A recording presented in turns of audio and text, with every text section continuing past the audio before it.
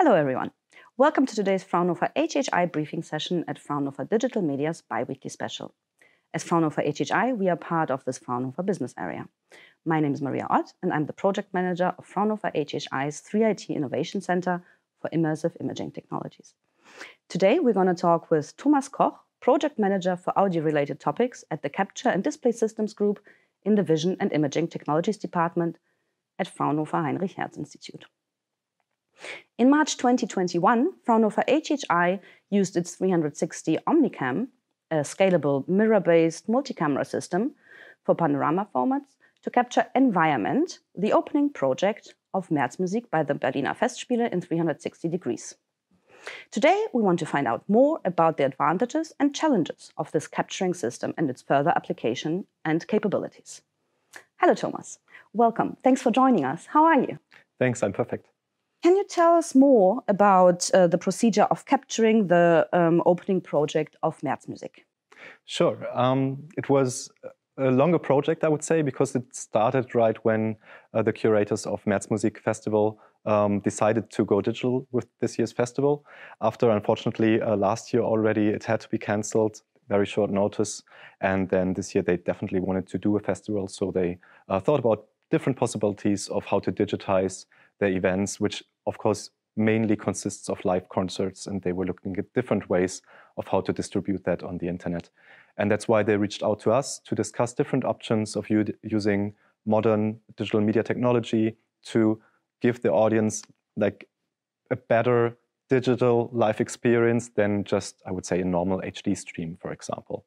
And together we decided that like for the concept to record the premiere, the first concert of the festival with our OmniCam360, and in that way to give the audience access to the piece that they wouldn't have had even if they really was a real opening with audience in the hall. So it was not just a capture of the event, but it was really staged for this camera and thereby a very special, I would say, format in itself.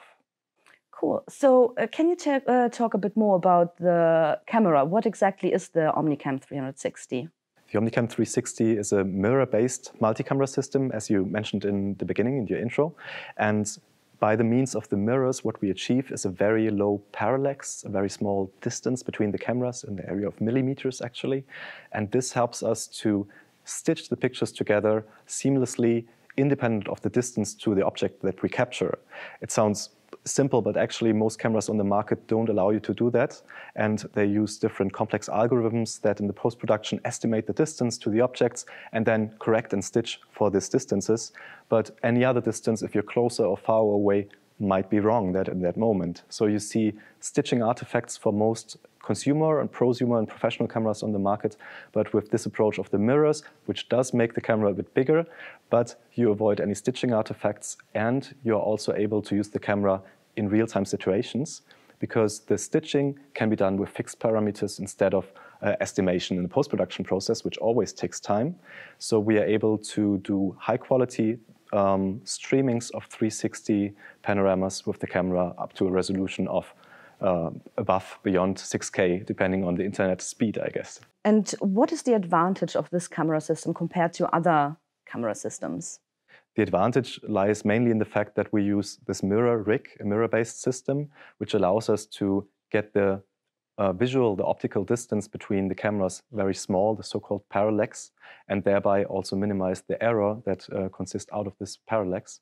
And that allows us to stitch the picture seamlessly, independent of the distance of the object that we capture. So it doesn't matter if we have a person very close or very far away of the camera, we are always able to stitch the picture correctly, which is not the case actually for most cameras on the market. They use in post-production algorithms that actually estimate the distance of objects in the picture and stitch according to that distance, and they might be wrong, or there might be other objects in a different distance and then they are off, and that doesn't happen to our camera. Another aspect is that due to the fixed stitching and the little parallax error, we are also able to do that in real time with the so-called real-time stitching engine, and thereby also we are able to use it in live contexts. And that is also something that we explore in the project Virtual Live in the future more. That sounds really interesting. What is this project about? Virtual Life is a Fraunhofer research project.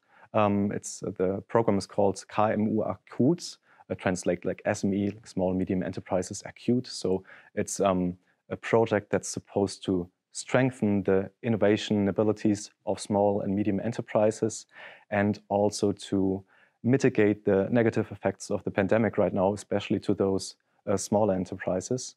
And that's the general idea and the concept that we are following together with two other Fraunhofer institutes, with Fraunhofer Focus and Fraunhofer IIS, is to use and apply modern immersive media technology, like, for example, the OmniCam360, and make them available for small and medium enterprises, especially in the cultural industry.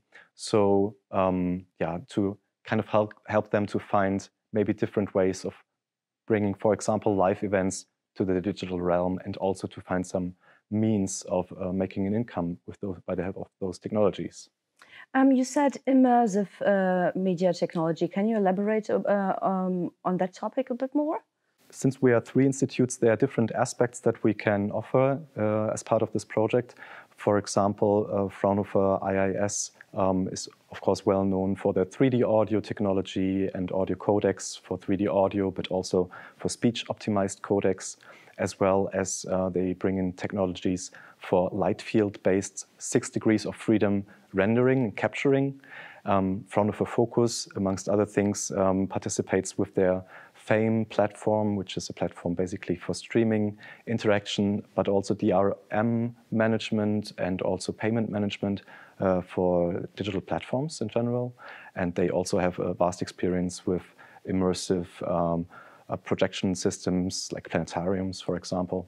And we, HHI, of course, participate, amongst others, with our OmniCam360 platform, which also consists not only of the camera and the stitching, but also of reproduction systems from VR, AR, up to large-scale multi-projection systems like our time-lab.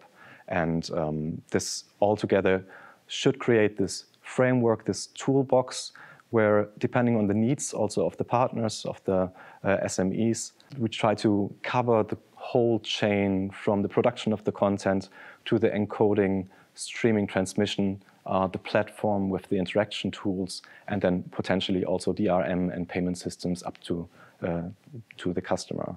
That's the rough idea. That sounds like a really, really interesting project, Thomas. So how exactly can SMEs benefit? Can they participate?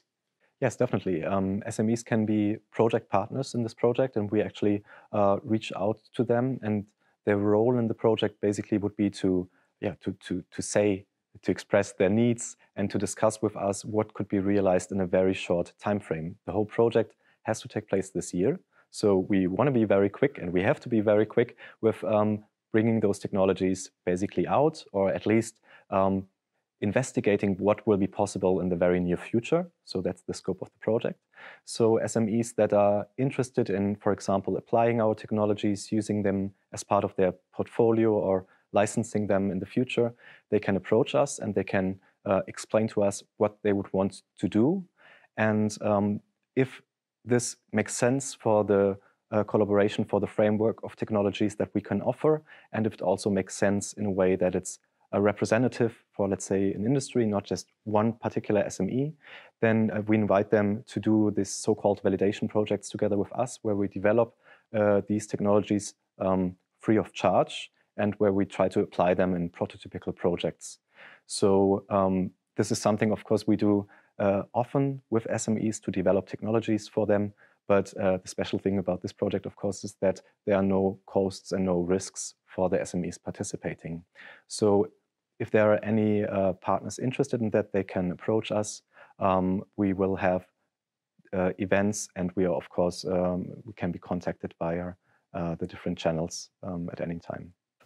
That sounds like a really, really interesting and benefiting project. And so thanks so much for your time, Thomas, and that you gave us all those insights. Thank you, Maria. And thank you to everyone for tuning into today's Fraunhofer HHI briefing session at Fraunhofer Digital Media's weekly special. We hope you enjoyed it and got a good overview about what's going on. If you want to find out more about the topic, Don't miss the opportunity to talk to Thomas Koch directly in our high table briefing this week. You can find the link for the registration on Fraunhofer Digital Media's website directly next to this video. This is also the place where you can keep updated on all our next scheduled topics. Don't hesitate to contact us if you have any questions or concerns, and stay tuned.